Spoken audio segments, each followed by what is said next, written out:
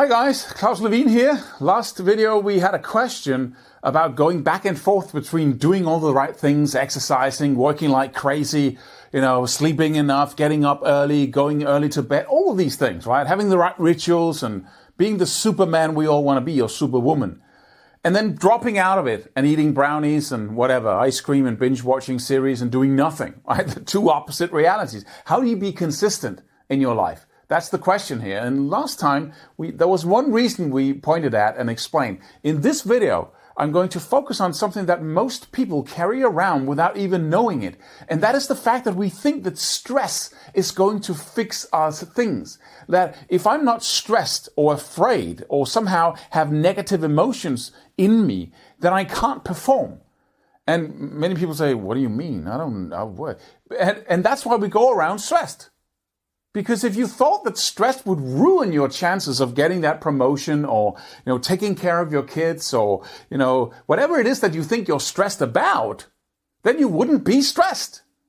If you saw it subconsciously as a direct enemy of everything you want, you would shut off that emotion. I can guarantee you that. It wouldn't get a chance. But we don't, because we think it helps us. Seriously. So why do we think it helps us? Well, when we were kids, we picked that up because if you don't do what the adults say, they'll get angry with you. Fear, right? So do it. Just do the thing, right?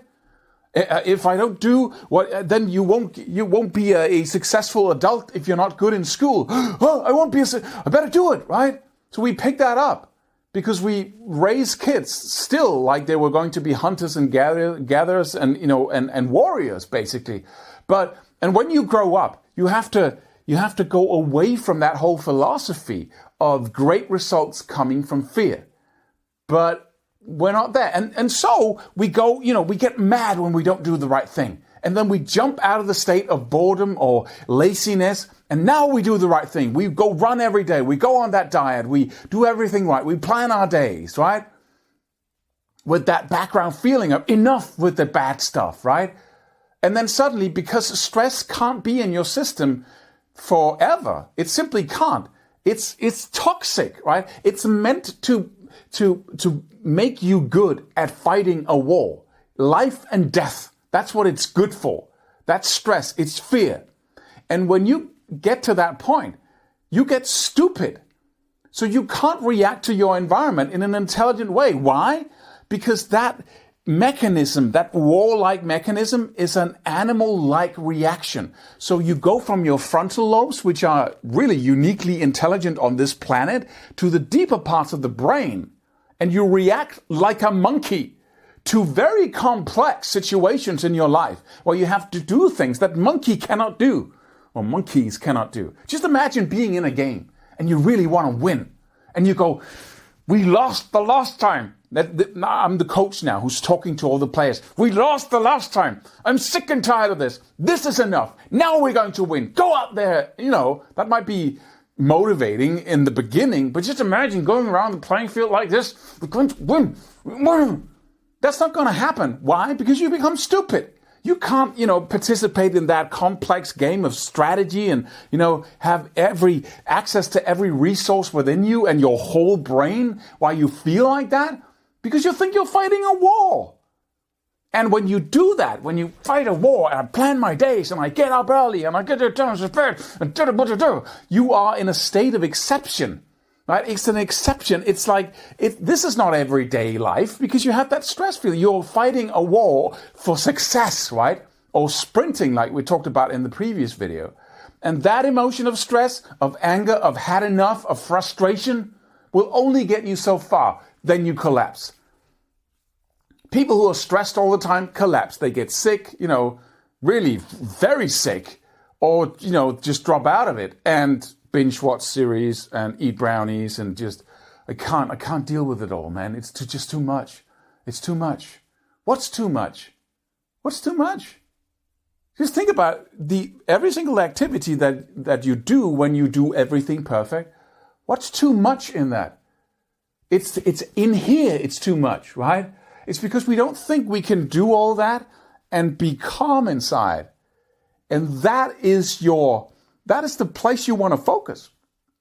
And say, I'm not going to sacrifice my whole life for some future reward, which is just going to be nothing anyway. You know, I'm celebrating my new red Ferrari. It's amazing, and I like when people look at it, and I like driving in it.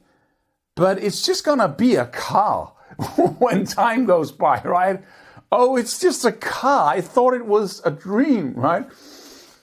But that's just like the trophy. It's a cool thing, trophy. But when it's been on your shelf for a couple of months, it's not, it doesn't make you happy forever. So what does make you happy?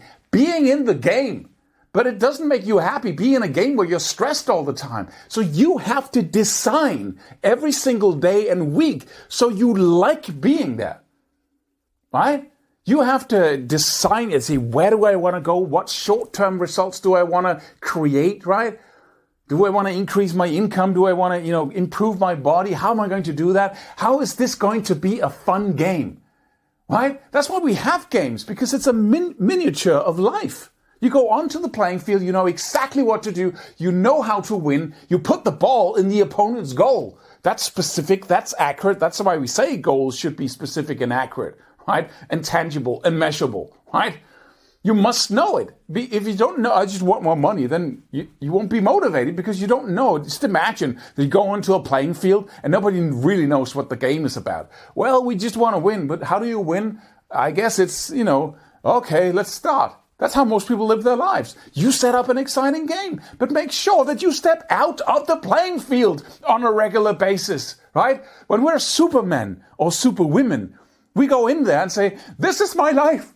I'm going to live like this forever. Every day I'm going to run. Every day I'm going to plan my day, plan my weeks, plan every month. I'm going to do everything perfect. Right? Every single day.